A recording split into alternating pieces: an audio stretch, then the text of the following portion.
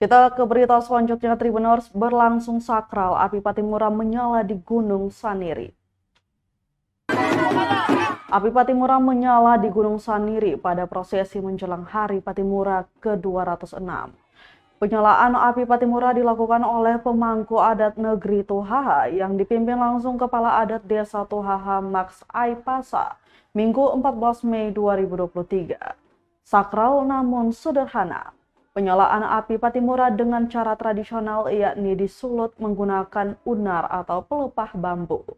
Setelah api menyala kemudian disulut ke obor pahlawan nasional asal Maluku, Kapitan Patimura, yang diserahkan oleh Kapitan Aipasa kepada Raja Negeri Tohaha, Yance Sasabore.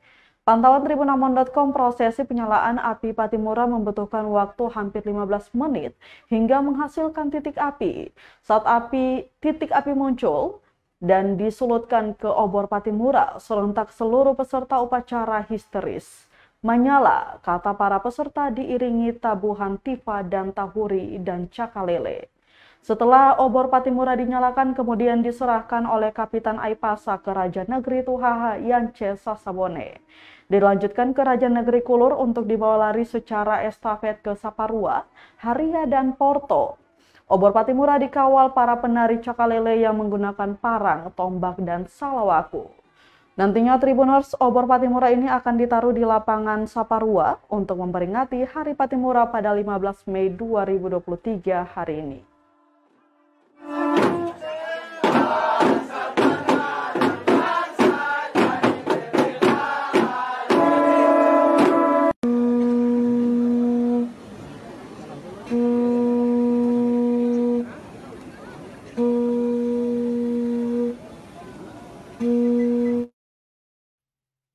Terima kasih sudah nonton. Jangan lupa like, subscribe, dan share ya.